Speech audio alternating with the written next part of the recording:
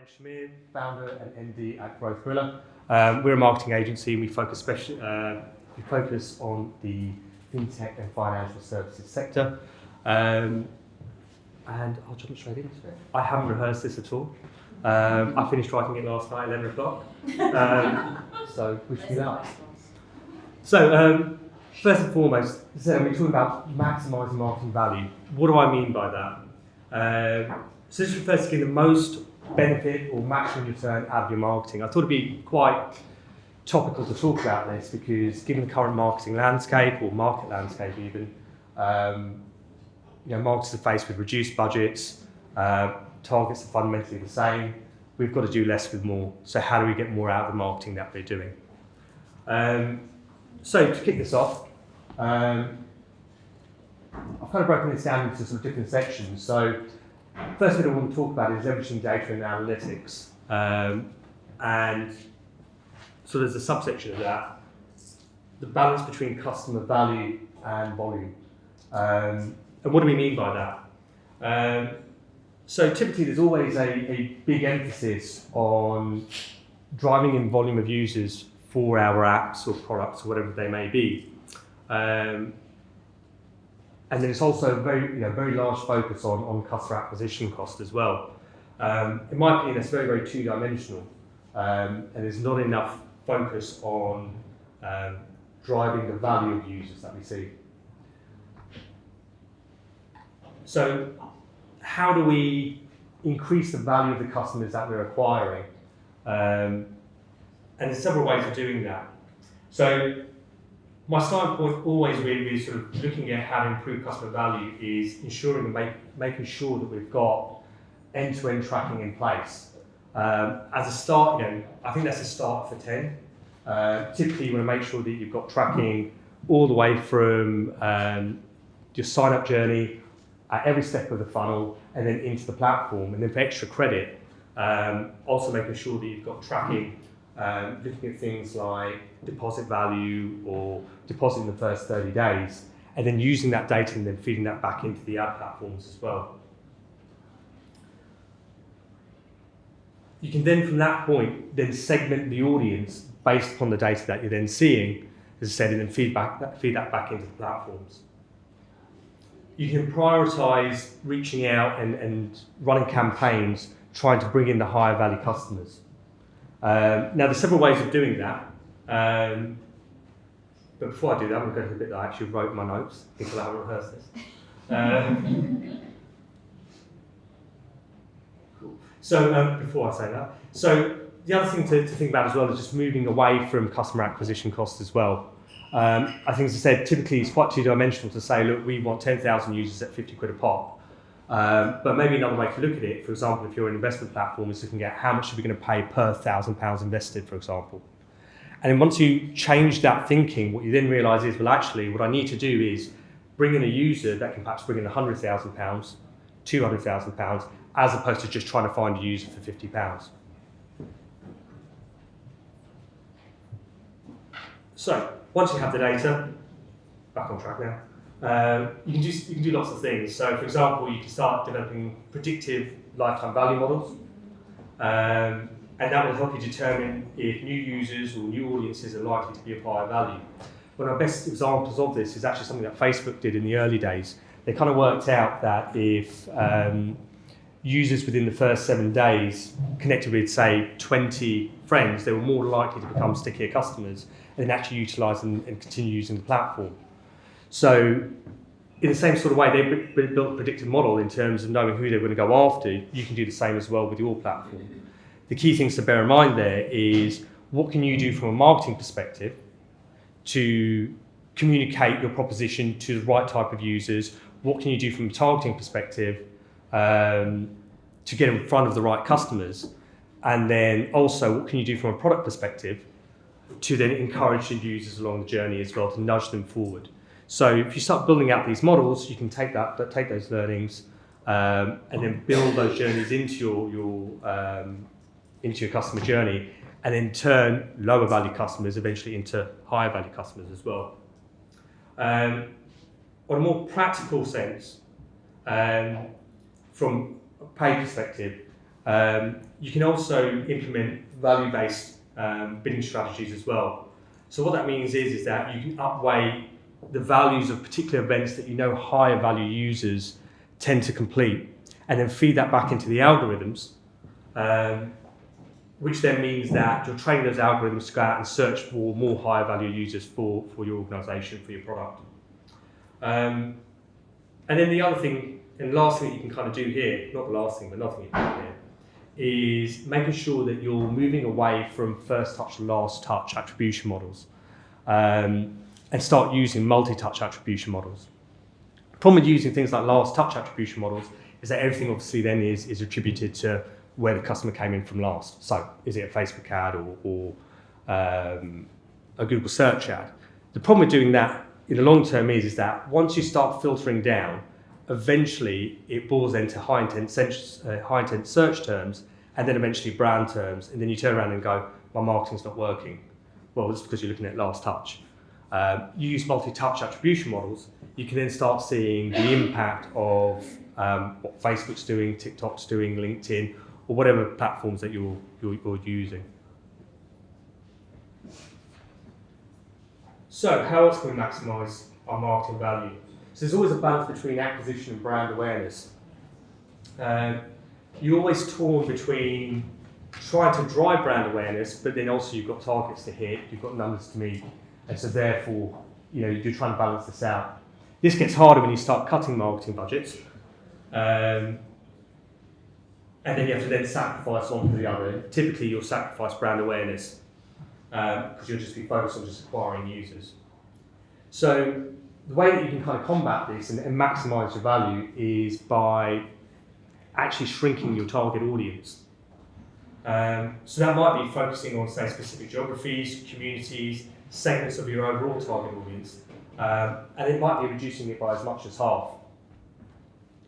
Now, if you're doing that, and then you're serving that audience highly relevant messaging, almost personalised, and then you're hitting them across multiple channels, that's going to actually help you then drive brand awareness amongst that smaller user set, at the same time pushing them all down the funnel as well.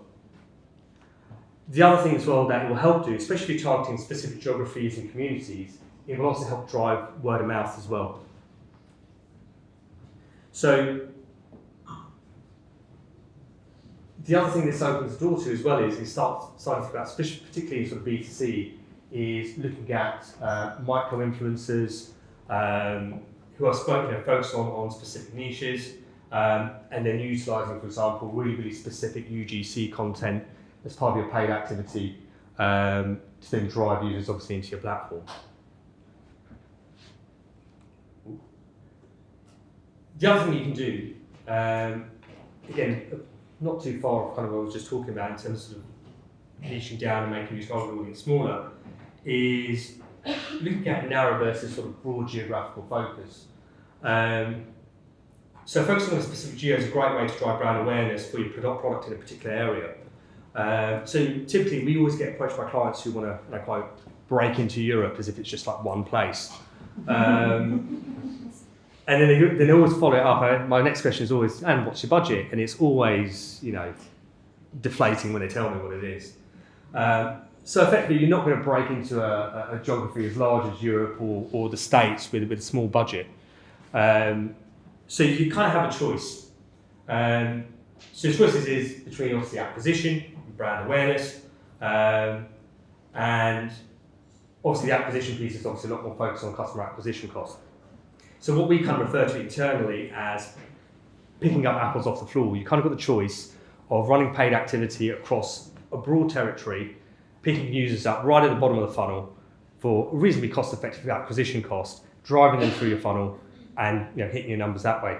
The problem with that is that you end up in a situation that the minute that you turn your paid activity off, all your marketing then just dies. So what's a better way to approach it? Well, if you reduce your territory significantly, maybe we don't go for Europe, and maybe we just focus, say, on Germany or the Netherlands, or not all 50 states in the US, and we perhaps target something like Texas, for example. Actually, it's quite a big state, but whatever. You're then in a position that you can hammer that audience with your advertising, with your marketing, and actually then start to drive brand awareness for that audience. in that specific place. The other benefit as well in terms of narrowing your geographical focus and that balance between sort of acquisition and brand awareness is as you're sort of focused in a particular sector or territory, you then start to drive brand awareness for that audience, which then helps reduce your customer acquisition costs as well further down the line. So lots of benefits to focusing on a specific territory. Building brand awareness, driving up the quality of your users as well. The problem with picking up apples off the floor and just focusing on acquisition, you're always going to get bottom of the funnel, but the higher quality users, particularly in products like investment platforms, I've got 3 minutes apparently, this is going to be fun, is, I forgot what I was saying now. I'm so sorry. It's all right, don't worry about it. It's typically that your higher value users tend to do a lot more research and they're a lot more stickier with the platforms or products that they're already using. Take an investment platform, for example, where your user's got, say, I don't know, a SIP, an ISA, they've got a couple of $100,000 there. You're not going to just acquire that user by just showing out a few messages on Meta and getting them to sign up via your app online. It's just not going to work that way. You've got to build some brand awareness and trust with them. So the other benefit as well is that if you're in a smaller area, smaller territory, you can start stacking marketing channels. And we all know as you stack marketing channels, you get more cut through, which then needs to obviously reduce acquisition costs. And then obviously you can acquire more users. So, advanced budgeting strategies. We'll do this in 60 seconds. So, I refer to it as confident versus conservative budget allocation. So what I mean by that is that typically when you've got a budget or you've got a smaller budget, you get quite conservative with it because you're trying to hold on to it. And typically what you'll do is you'll try and stretch that budget out across the year. So let's say you've got 300 grand. You think to yourself, well, okay, that's 25 grand a month. What am I going to do? Problem with that though is you end up in a situation where you're probably then reliant on 1 or 2 marketing channels acquiring users. Probably Google and Meta, probably Google and TikTok, or if you're B2B, Google and LinkedIn. Problem with that though is that you can never really break out of that and you can't really scale. So be confident with your budget. If you know you've got product market fit, if you know what messages work, you know who your target audience is, then start thinking about consolidating that budget and delivering over a shorter time frame. That's going to put you in a position where you can actually target more channels. So you can actually start stacking those marketing channels. It also opens up the door that you might be able to start looking at channels that have a higher cost of entry. A good example of this was that when I was working for the training platform, we just didn't have the budget for CNBC. So I consolidated 65% of my entire annual budget, delivered it in 3 months, and then started running ads on CNBC. As a capital cost, it was a lot higher than Bloomberg, but my CPM was way lower, allowing me to reach a broader audience, and it just absolutely hammered my customer acquisition cost, which is fantastic.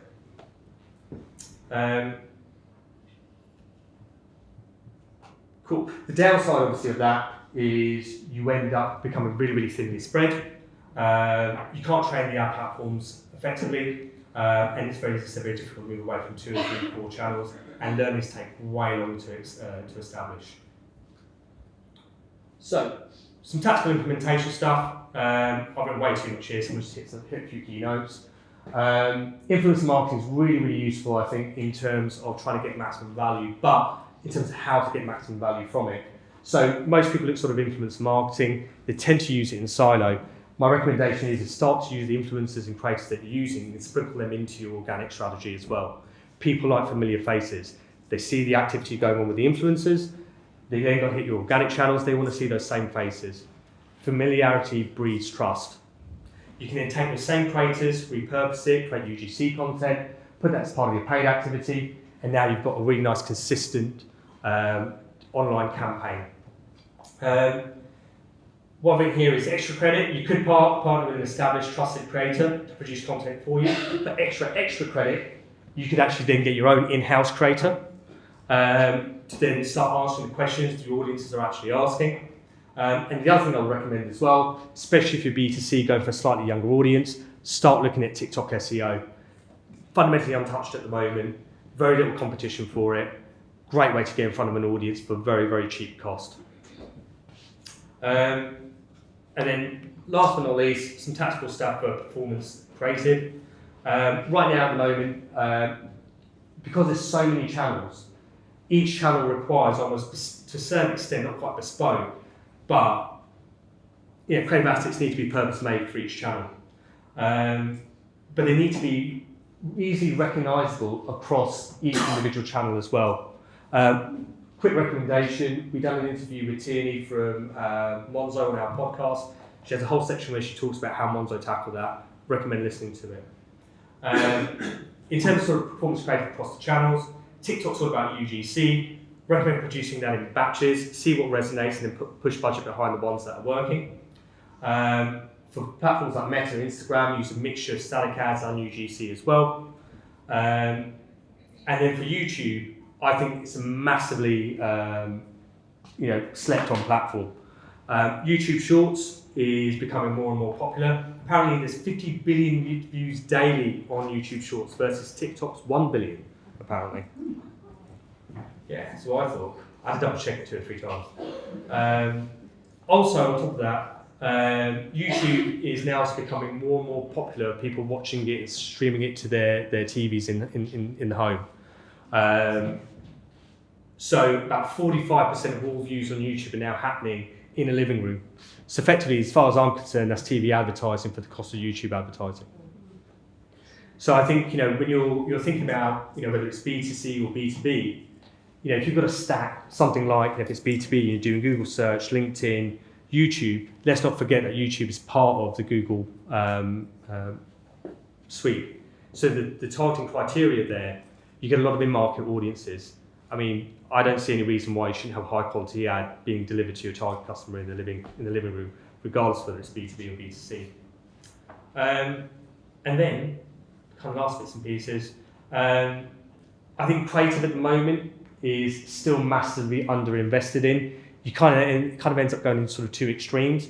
You either end up going to a creative agency that produces a big sexy campaign for you, and then you hammer that one ad over and over and over again, and frankly people get tired of it. Performance creative, especially on paid channels, should be effectively disposable. Use it, utilise it, see what works, optimise it, bring out a new version, churn it, bring out the next version. And that's that. I'm not going to recap all the points because I'm well out of time, I'm assuming. There you go. You can do a 30-second recap if you want. So yeah, 30-second recap. Here we go. There you go, because I did do the last slide actually, yeah. There we go. There you go. 30-second recap. Balance your customer value with volumes. Get your tracking in there all the way end-to-end in terms of the platform. Go beyond just looking at sign-up. Look at deposit amounts or whatever's relevant to you for your product. Acquisition versus brand. Think about narrowing your audience to drive up brand awareness. That's going to give you much more of a long-term strategy than just focusing on acquisition and picking up those apples off the floor. Narrow versus broad geo-focus. Stop saying you want to go into Europe. It's silly. Focus on one country. Focus on one city. Very quickly, we just did a strategy piece for a company looking to break into the US. They came to us with a massive budget of $5 million. They're doing Texas. That's it. 3 cities in Texas. That's how much budget they've got for that. That's how far your budget goes in somewhere like the US. Be confident with your budget as well. Don't be swayed by your CEO and CFO telling you that you need to be gentle with it. Be confident with it. If you know you've got product market fit, if you know what messages work, if you know your target audience, think about stacking your budget. Think about sort of consolidating your budget, stacking your marketing channels, and then hammer the crap out of your audience. Don't overdo it, obviously. There's some maths involved in it, which I can talk to you about afterwards, but be more confident with it. And then, last but not least, make sure you produce relevant content for your audience, quality creative, and don't get hung up with trying to produce big, sexy ads for your digital marketing. They're going to be burned in about 30 days' time. There you go. And apparently that doesn't work now. Oh, here we go. There you go.